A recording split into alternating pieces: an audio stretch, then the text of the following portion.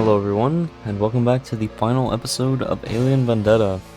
This is Map 30, Point Dreadful. We've got a pretty cool prep room here, starting area, with the pentagram, and the red hell architecture, like we've seen throughout most of the last episode. Get all the weapons here, and a secret just for the sake of having one. And that sound you just heard was made by the only enemies that count towards the kill count, which is 6 Commander Keens placed out of bounds. They get crushed. And they play that garbled sound, which is supposed to be Kim Malday's voice, apparently. So, that's pretty interesting. I hope he didn't actually sound like that. You know, I hope it was edited. Otherwise, well, I'd feel pretty bad for him. But, yeah. I can see this pretty cool, pretty freaky even portal here. With these bases.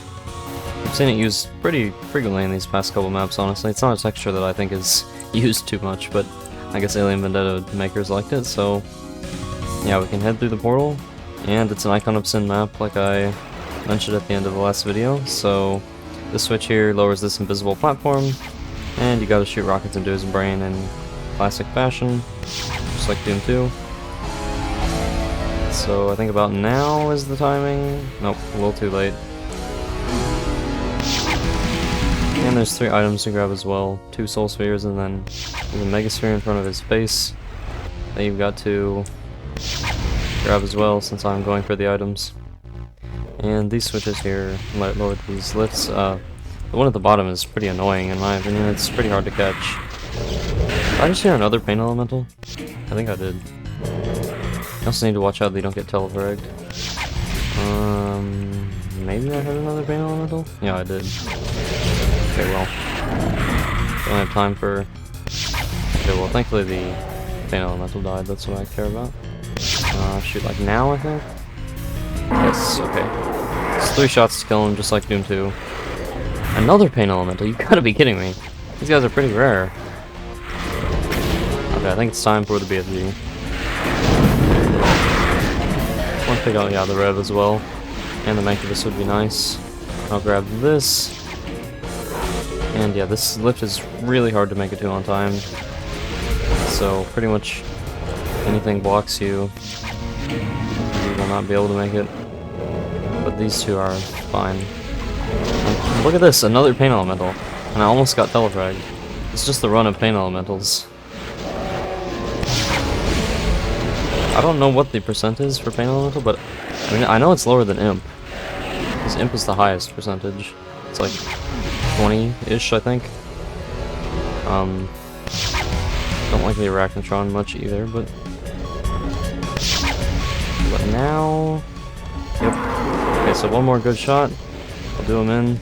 Oh, but actually I forgot to jump and grab the Mega Sphere. So I'll need to do that as well. Can't kill him yet. Because you have to jump from the platform at the top when it's raised fully. Barely made that there. There's some space here. Spectre, please get out of my way. Okay, well, thankfully we haven't gotten a pain elemental in a minute, so hopefully that trend continues. And I think I'll save the soul sphere up here. Please die, Baron. Just because I will get a mega sphere, but okay, I'd like to kill you. Didn't actually die. It's kind of annoying. Now I have to make this jump. If you fall down in the pit, you die, but oh my god, look, another pain elemental. Okay, well, hopefully he doesn't end up screwing me over. A lot of Revenants here too. Revenants aren't that uncommon though, so they're just annoying. Okay, pain elemental, you need to go. Please die. Thank you. Alright, just gotta grab the last soul sphere. Another pain elemental. Just for those of you keeping count. I think that's 6. I actually haven't been keeping count. Okay, I'll save a BFG shot. I also like this MIDI. I mean, it goes for like every MIDI in the pack, but this one gets you hyped. The original MIDI for this map was like more like the one in Doom 2's map 30. It was like kind of down, I don't know, like a low mood. Oh my god, another pain element. I think we just need to get this over with. At least no arch files, right? That's what I'm glad about.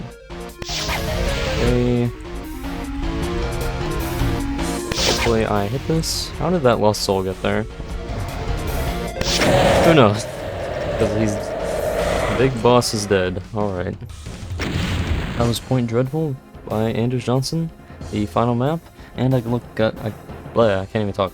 Got exactly 900% kills, so that means I got, well, because there's 6 enemies in the map, I got 9 times 6, so 54 kills. It's pretty good.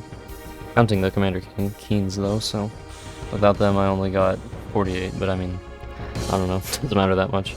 I mean, this map I don't think is all that great. It's an Icon of Sin map. I guess the, like, invisible platform looks pretty cool. That's about the best thing I can say. I don't really like the lifts, especially the bottom one. They're just, it's very annoying. If you get blocked like at all, you have to turn around. But, yeah. I'll give my thoughts on the whole WAD after we see the text screen. It uses a not very hellish texture, I don't think. I always thought this one looks like dirt, but I mean a lot of them are kind of, you know, abstract. I see like, you know, dirt or stone or something like that. It's kind of hard to tell exactly, but alright. Let's read this. There you go. You fired the boss. Who's in charge now? That's not your problem, and you don't care. They had it coming. You stuff your rocket launcher in your backpack and start strolling around the ruins of hell. You wonder if you can find a cab or something, because after all this carnage and running around, you think you've earned yourself a good rest, not to mention some extraordinary reward. You stand there, looking upwards, tapping your foot patiently, waiting. So I guess kind of a unclear ending here, kind of a underwhelming ending, I guess. Two guys just waiting. I don't know, we haven't really had much characterization for him in this WAD, but kind of like in the original Doom 2. But I mean, I don't know, he's just waiting for a cab. I mean, I wouldn't bet on finding one, but I guess it's not totally impossible. But yeah, kind of a weird ending. But yeah, let's go to the cast screen and then I'll give my thoughts. So we'll get to Doom Guy so that we don't have the annoying sounds in the background. And yeah, none of the monsters were changed, obviously, so everything here is going to be the same. And the background shot is from map 20, the outside, like, mountain section. That's pretty cool. Pretty fun section. Not always the section that comes to mind for me first, but the screenshot does look pretty cool, so. Alright, say goodbye to the Cyber Demon, and here he is, our hero. So, I'll give my thoughts. I mean, Alien Vendetta is considered a classic, and I think it definitely earned that classic status. When it came out, it was, I mean, one of the best MIDI to come out at the time. And I think even today it holds up pretty well. There's like maybe a few maps that don't quite hold up to the modern standard, but I mean, for the most part, these maps are still very fun to play in 2025 and beyond. And then, I mean, I think a big part of what makes it so enjoyable, for me at least, is the MIDI pack. I really do, like, I'm just blown away by how much talent is in the Doom community. I truly do mean this when I say every single track that's featured in the MIDI pack, you know, the title screen, the intermission, the text screen included, every single track that's featured is good. Like, there's not a single track that I think is bad, and not even a single track that I think is, like, just okay. They're all good. Like, I would listen to this like an album, and I have before. Like, if I'm doing work and something, I just, like, put this on in the background, the MIDI soundtrack, and I mean, it's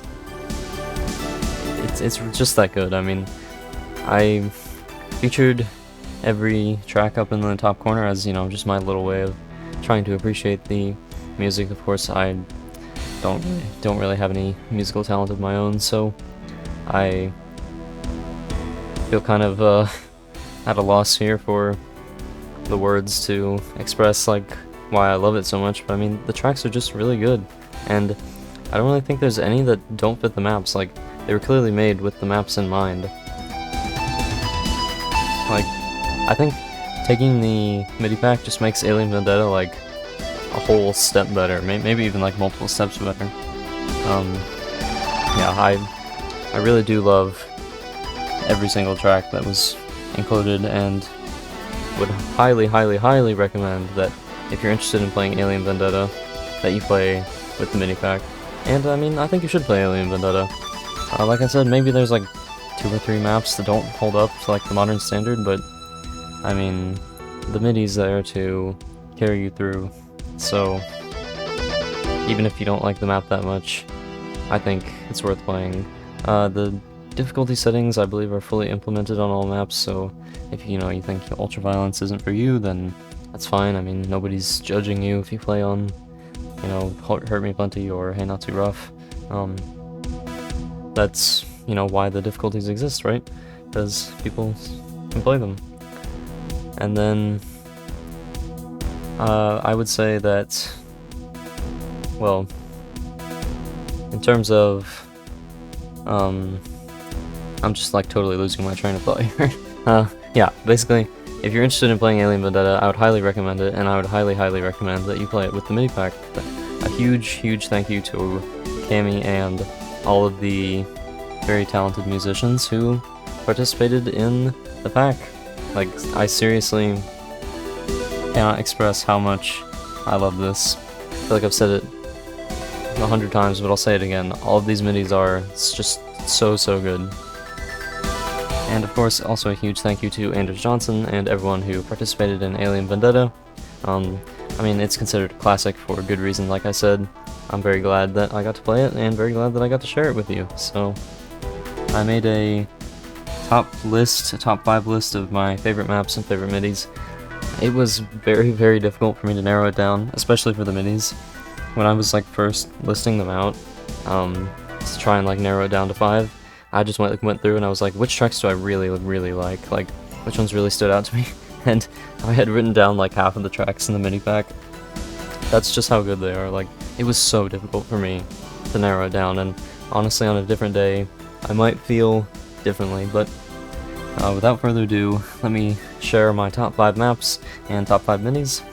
So my top 5 maps from Alien Vendetta are, in no particular order: Map 14, Overwhelming Odds, by Brad Spencer; Map 31, Killer Colors by the Christian Call, and I forget the name of the other one, I'm sorry, but at the time I cannot remember it. I'll put them on screen, as you can see. But Map 18, Lake Poison by Anders Johnson; Map 20, Misery Halek by Kim Andre Malde; and Map 25, Demonic Hordes by Vincent Catala. So yeah, it was pretty difficult for me to narrow those down. I had to cut a few that are very dear to me, but those are my top 5. Very great maps, Alien Vendetta. And now, even more difficult to narrow down, were the top 5 MIDIs, again in no particular order. So first we have Map 14's MIDI, Slim Chances by Sego; Map 31's MIDI, Kaleidoscopic Array by Mr. Freeze and Cami; Map 17's MIDI, The Anthrax Solution by Varus Alpha; Map 21's MIDI, The Caco's Best by Peter Lawrence; and Map 27's MIDI, Of Serpents Nailed to Fate by Cami. So yeah, again, it was very difficult for me to narrow those down, and I had to cut some that I really, really like, but as of now, those are my top 5. So we'll see if they end up changing in the future, and if you've ever played Alien Vendetta, I'd love to hear yours down in the comments. And yeah, I think that's all I've got to say about Alien Vendetta. I'll talk a little bit about the future of the channel. First, I will say that the Alien Vendetta Outtakes compilation will be coming soon. Should be up tomorrow, honestly. I'll probably have it edited soon enough, because honestly, there weren't that many. Like, I don't want to sound like that I'm like super good at the game or anything, because I mean, there were like a decent amount, but I expected a lot more, to be honest. Compared to like Valiant, I would say that this is more difficult, but I definitely had less outtakes here, even then only in like half of Valiant. I mean, granted it was the more difficult half, but still. I was surprised by how few outtakes I had. And after that, I think it was the end of Ray Mohawk series. I said I wasn't really sure what I wanted to do with the channel, and that I might, you know, go dormant for a while, but I think I really enjoyed making this series. I didn't take any breaks like I did with Valiant, you know, getting burnt out or anything. I'm not gonna say I'm gonna start another series like right away, because I think I would like some time off, but yeah, I think I can say that sometime in the future something will be coming. I'm not entirely sure what, and I'm not entirely sure when, but this channel is not done yet, so yeah. Thank you all very much for watching my Alien Vendetta playthrough. I hope you enjoyed it as much as I did, and once again a huge shout out to the makers of Alien Vendetta and the very talented musicians who contributed to the MIDI pack. And yeah, that is all I have got to say, so thank you all very much for watching, and I will see you later. Bye bye.